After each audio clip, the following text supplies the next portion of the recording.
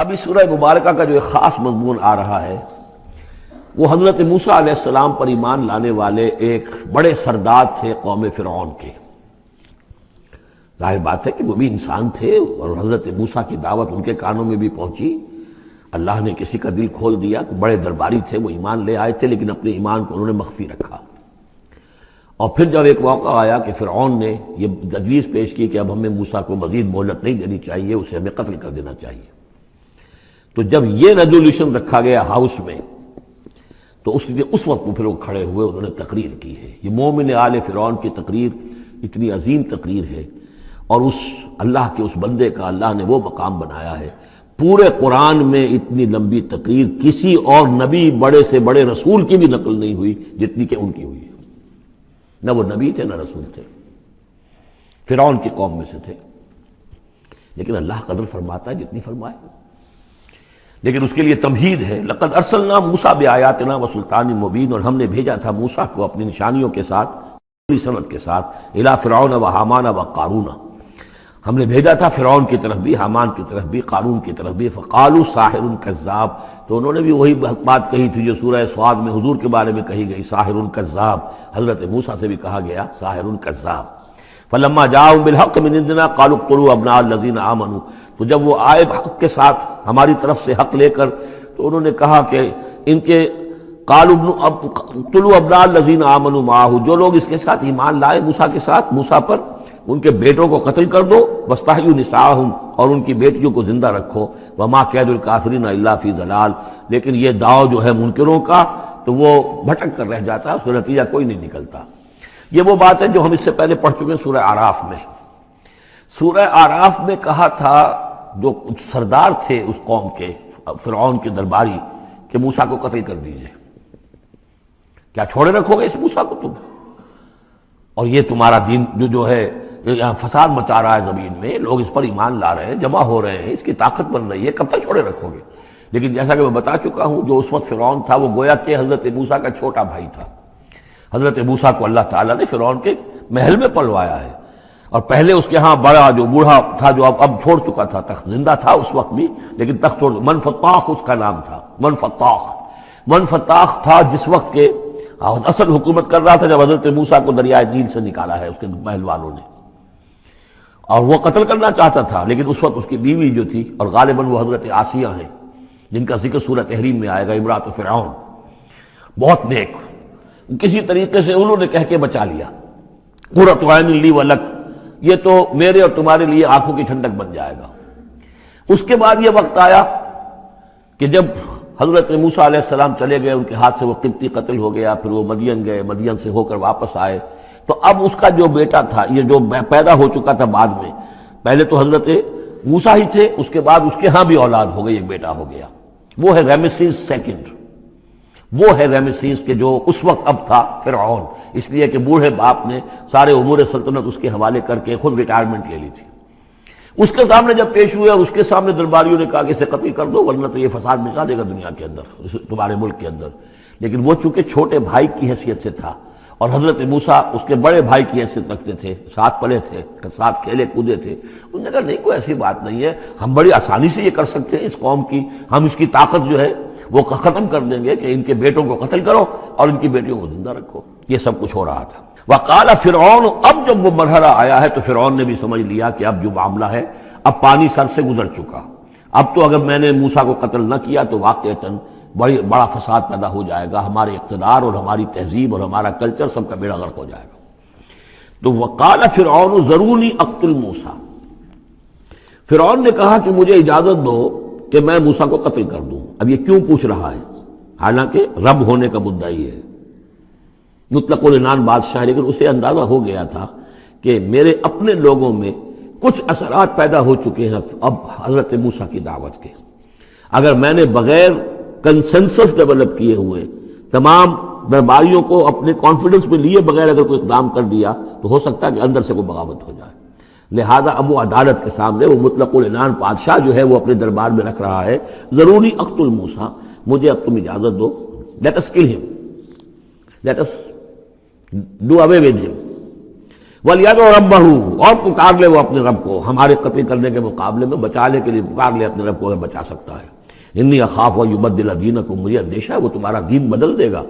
وَأَن یظہر فی الارض الفساد، یا زمین میں بہت بڑا فساد پیدا کر دے گا۔ وقال موسیٰ، اور موسیٰ نے کہا، یہ بات ان تک پہنچی ہوگی کہ دربار میں یہ مشورہ ہو رہا ہے، انہوں نے فرمایا انی عذت بربی و ربکم، میں تو پناہ پکڑتا ہوں اپنے رب کی اور تمہارے رب کی، من کل متکبر، ہر متکبر کے مقابلے میں، لا یؤمن بیوم الحساب، جو یوم حساب پر ایمان نہیں رکھتا۔ وقال رجل مومن من آل فرعون یکتم ایمانہ، اور کہا ایک مومن مرد نے جو آل فرعون میں سے تھا، یکتم ایمانہ، وہ ابھی تک اپنے ایمان کو چھپائے ہوئے تھا۔ گویا کہ یہ وقت تھا کہ اب وہ کھڑا ہوا، انہوں نے کہا کہ گویا کہ اب بڑھ رہا ہے کہ میں ڈٹ کر بات کروں، اس لیے کہ یہ اقدام اگر فرعون نے کیا تو مسئلہ جو ہے اب وہ صورتحال بگڑ سکتی ہے۔ یہ ہے تقریر جو شروع ہو رہی ہے۔ وقال رجل مومن من آل فرعون یکتم ایمانہ اتقتلون رجلا ان یقول ربی اللہ، سوچو تم ایک شخص کو قتل کرنا چاہتے ہو محض اس جرم کی پاداش میں کہ وہ کہتا ہے میرا رب اللہ ہے۔ یہی الفاظ کہتے حضرت ابو بکر صدیق نے جب ایک مرتبہ ہجوم کیا ہے، مشرکین مکہ نے حضور پر حملہ کیا ہے، تو حضرت ابو بکر آڑے آئے ہیں اور یہ الفاظ کہے انہوں نے، اتقتلون رجلا ان یقول ربی اللہ، کیا تم ایک شخص کو قتل کرنا چاہتے ہو، یعنی محمد کو صلی اللہ علیہ وسلم؟ جرم کیا ہے اس کا؟ یہی کہ وہ کہتا ہے میرا رب اللہ ہے، بالکل یہی الفاظ۔ اتقتلون رجلا ان یقول ربی اللہ وقد جاءکم بالبینات من ربکم، حالانکہ وہ تمہارے رب کی طرف سے واضح نشانیاں لے کر آیا ہے۔ وَإِن يَكُ كَاذِبًا فَعَلَيْهِ كَذِبُهُ، اور اگر وہ جھوٹا ہے تو اس کا جھوٹ کا وبال اسی کے اوپر آئے گا۔ وَإِن يَكُ صَادِقًا، اور اگر سوچ لو اگر وہ سچا ہوا، يُصِبْكُمْ بَعْضُ الَّذِي يَعِدُكُمْ، تو پھر تم پر وہ کچھ چیزیں آئیں گی جس کی کہ وہ دھمکی دے رہا ہے اور تمہیں بتا رہا ہے عذاب الہی آئے گا اور تم تباہ و برباد کر دیے جاؤ گے۔ اگر سچا ہے تو تم پر پھر وہ عذاب آئے گا۔ ان اللہ لا یہدی من ہوا مسرف کذاب، اللہ تعالیٰ راہ یاب نہیں کرتا ان کو کہ جو مسرف ہوں، حد سے بڑھنے والے اور کذاب ہوں، جھوٹے ہوں۔ یا قوم لکم الملک اليوم، اے میری قوم کے لوگوں آج تو اختیارات تمہارے ہاتھ میں ہیں، تمہاری بادشاہت ہے، تمہاری حکومت ہے، ظاہرین فی الارض، تم زمین میں غالب ہو، تمہارا ڈنکا بج رہا ہے۔ فمن ینصرنا من باس اللہ ان جاءنا، تو اگر کہیں اللہ کا عذاب ہم پر آ گیا تو کون مدد کرے گا، کون بچائے گا اللہ کے عذاب سے؟ قال فرعون، اب دیکھیے اس کا نتیجہ کیا نکلا ہے کہ فرعون جیسے کہ بے بس سا ہو کر کہہ رہا ہے، یہ پہلا رد عمل ہے اس کا، ما اریکم ما ارا، دیکھو بھائی میں تو جو کچھ میری رائے ہے وہ میں نے پیش کی ہے، میں نہیں دکھا رہا تمہیں مگر وہی جو میں دیکھ رہا ہوں۔ میں یہ دیکھ رہا ہوں کہ اگر اس کو قتل نہ کیا گیا موسیٰ کو تو تباہی آئے گی اور بڑا فساد بن جائے گا، اور یہ معاملہ جو ہے اب پانی جو ہے حد سے گزر گیا ہے، سر سے گزر چکا ہے، اب ہمیں کچھ نہ کچھ کرنا چاہیے۔ تو جو مجھے دکھائی دے رہا ہے اریکم ما ارا، جو میں دیکھ رہا ہوں وہ میں تمہیں دکھانا چاہ رہا ہوں۔ وما اہدیکم الا سبیل الرشاد، اور میں نہیں رہنمائی کر رہا تمہاری مگر کامیابی کے راستے کی طرف۔ وقال الذی آمن، اور وہ جو اہل ایمان ہیں، وہ جو مومن آل فرعون ہیں، وہ اپنی تقریر جاری رکھے ہوئے ہیں۔ قال الذی آمن یا قوم، کہا اس مومن شخص نے اے میری قوم کے لوگوں، انی اخاف علیکم مثل یوم الاحزاب، مجھے اندیشہ ہے تم پر کہ اس طرح کا دن نہ آ جائے جس طرح کے دن پہلی اور قوموں پر آئے ہیں، مثل داب قوم نوح وعاد وثمود والذین من بعدہم، جیسا کہ معاملہ ہوا تھا قوم نوح کا، پھر قوم عاد کا، پھر قوم ثمود کا، اور پھر ان کا جو ان کے بعد ہوئے۔ وما اللہ یرید ظلما للعباد، اور اللہ تعالیٰ تو اپنے بندوں پر ظلم کا ارادہ نہیں رکھتا، یہ بندے ہی ہیں کہ جو اپنی کوتاہی کی وجہ سے، اپنی تکذیب کی وجہ سے، اپنی شرارتوں کی وجہ سے جو اپنے اوپر عذاب الہی کو دعوت دیتے ہیں۔ وَيَا قَوْمِ إِنِّي أَخَافُ عَلَيْكُمْ يَوْمَ التَّنَادِ، اور اے میری قوم کے لوگوں مجھے اندیشہ ہے تم پر کہ وہ دن آئے گا جس میں چیخ پکار ہوگی، ہنگامہ ہوگا۔ یوم تولون مدبرین، جس روز تم پیٹھ دکھا کر، پیٹھ موڑ کر بھاگو گے، ما لکم من اللہ من عاصم، لیکن پھر اللہ کے پکڑ سے تمہیں بچانے والا کوئی نہیں ہوگا۔ ومن یضلل اللہ فما لہ من ہاد، اور جسے اللہ ہی گمراہ کر دے پھر اس کو ہدایت دینے والا کوئی نہیں۔ وَلَقَدْ جَاءَكُمْ يُوسُفُ مِنْ قَبْلُ بِالْبَيِّنَاتِ، اور دیکھو تمہارے پاس پہلے یوسف آئے تھے واضح نشانیاں لے کر، اس کو اللہ نے کیسی تعبیر الاحادیث سکھائی تھی، اس نے کیا کیا تھا، اس نے بادشاہ کے، اس وقت کے بادشاہ کے خواب کی تعبیر بتائی تھی، اس نے اس ملک کو تباہی سے بچایا تھا، اس کو بھی تم نے مانا نہیں۔ حالانکہ انہوں نے اس طرح کی دعوت بھی نہیں دی. یہ بات ذہن میں رکھیے، رسول نہیں تھے یوسف صرف نبی تھے. لیکن یہ کہ تم نے مانا تو نہیں اس کو، تم اس پر ایمان تو نہیں لائے، تم نے نہیں مانا کہ وہ اللہ کے نبی ہے. وَلَقَدْ جَاءَكُمْ يُوسُفُ مِنْ قَبْلُ، اور اس سے یہ بات معلوم ہو گئی کہ حضرت یوسف اور حضرت موسیٰ کے درمیان بنی اسرائیل میں کوئی نبی نہیں ہے. اس لیے کہ اگر کوئی اور نبی ہوتے تو یہ مومن آل فرعون ان کا بھی تذکرہ کرتے. یہ حضرت موسیٰ کے بعد پھر شروع ہوا ہے کہ 1400 برس تک حضرت عیسیٰ علیہ السلام تک پھر یہ کہ ان کے ہاں نبوت کا تار نہیں ٹوٹا. لیکن حضرت موسیٰ کے اور حضرت یوسف کے درمیان کوئی نبوت نہیں.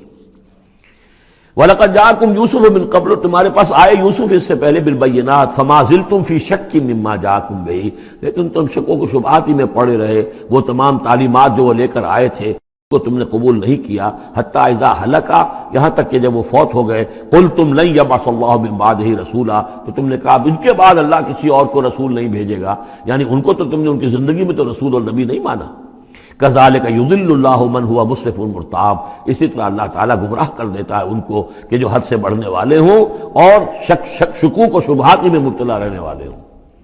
الذین یجادلون فی آیات اللہ بغیر سلطان اتاہم، کہ جو اللہ کی آیات کے بارے میں جھگڑتے ہیں، بحثیں کرتے ہیں، کج بحثیاں کرتے ہیں بغیر کسی سند کے کہ جو اللہ نے انہیں دی ہو. کبر مقتا عند اللہ وعند الذین آمنوا، بہت بری شے ہے، بہت بری ہے، بیزاری والی بات ہے اللہ کے نزدیک بھی اور اہل ایمان کے نزدیک بھی، ان کے نزدیک بھی جو ایمان لائے. کذالک یطبع اللہ علی کل قلب متکبر جبار،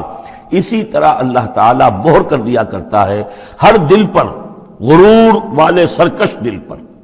وہ قلب کے جو متکبر ہو اور جبار ہو، اللہ تعالیٰ اس پر مہر لگا دیتا ہے کہ پھر وہ ایمان نہیں لاتے. وقال فرعون، اب یہ تقریر تو جاری ہے ان کی، اور آپ چشم تصور سے دیکھیے کہ معلوم ہوتا ہے کہ ان کی تقریر کا اثر ہو رہا ہے درباریوں پر، کہ بات ایک سے ایک بات جو ہے وزنی ہے، ایک سے ایک مربوط ہے، جڑی ہوئی ہے، تاریخی حوالے سے بھی آ گئی، عقلی حوالے سے بات آ گئی، ہر اعتبار سے انہوں نے اس طریقے کی تقریر کی ہے کہ اب سارے یوں سمجھیے کہ اگر پورے دربار کے اوپر ایک دفعہ سناٹا چھا گیا ہے. اب وہ کیا کرے فرعون؟ قال فرعون یا حامان، فرعون نے کہا ہے حامان، وہ یہ وزیر تھا اس کا، ابن لی صرحا، اب میرے لیے ذرا ایک بڑی عمارت بناؤ، لعلی ابلغ الاسباب، تاکہ ہو سکتا ہے کہ میں پہنچوں جو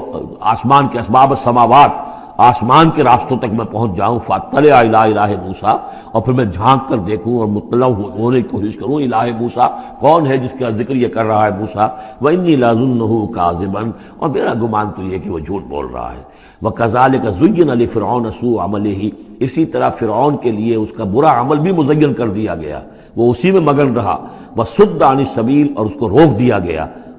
صراط مستقیم سے، سیدھی راہ سے. وما کید فرعون الا فی تباب، اور یہ ساری چال فرعون کی وہ سب کی سب جو ہے ناکام ہوئی اور تباہ و برباد ہونے کے واسطے تھی. یہ گویا کہ کھسیانی بلی کھبا نوچے والی بات ہے. پہلے تو اس کی بے بسی تھی، ما اریکم الا ما ارا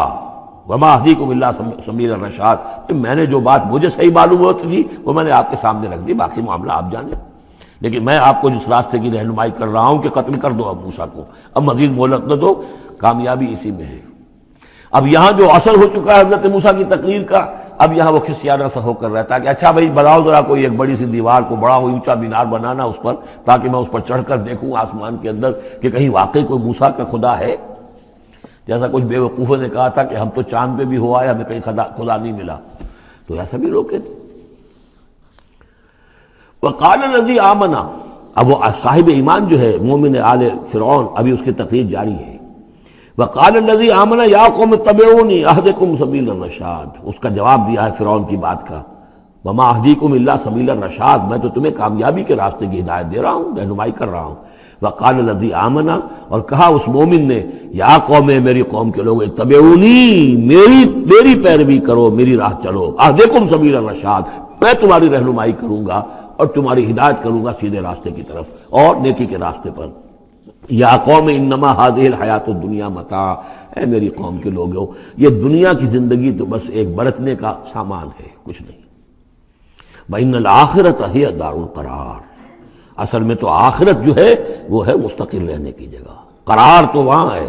مستقل قیام تو وہاں ہے. من عمل سیئۃ،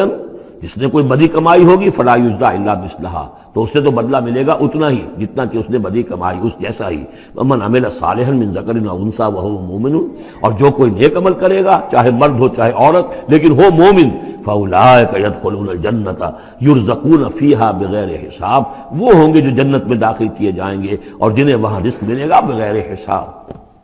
یہ ہے تقریر، ذرا نوٹ کیجئے۔ وَيَا قَوْمِ مَا لِي أَدْعُوكُمْ إِلَى النَّجَاةِ وَتَدْعُونَنِي إِلَى النَّارِ، اور میری قوم کے لوگوں کیا تم سوچو مجھے کیا ہے، میں تمہیں پکار رہا ہوں نجات کی طرف اور تم مجھے پکار رہے ہو آگ کی طرف۔ تم چاہتے ہو کہ فرعون کو قتل کر کے اور میں بھی تمہارے ساتھ اس گناہ میں شریک ہو کر میں جہنم کا مستحق بن جاؤں، اور میں چاہتا ہوں کہ تم سب کے سب جنت کی آؤ، اللہ کی طرف جناب میں نجات توبہ کرو اور سب کے سب جو ہے آگ سے بچ جاؤ۔